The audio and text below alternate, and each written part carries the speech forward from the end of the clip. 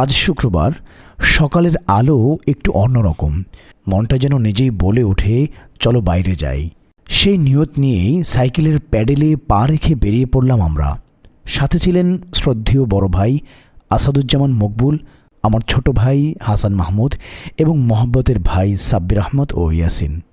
গন্তব্য খুব দূরে নয়, কিন্তু পথটা ভীষণ আপন। গ্রামের মেঠো পথ, দুই ধারে খেলার মাঠ আর মাথার উপর নীল আকাশ।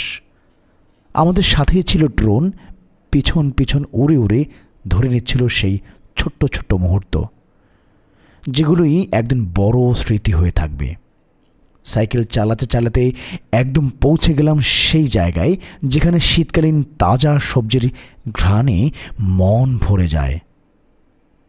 লাল শাক আর কিছু দেশীয় শাক, গ্রামীণ সহজ সরল মানুষের সাথে মেশা।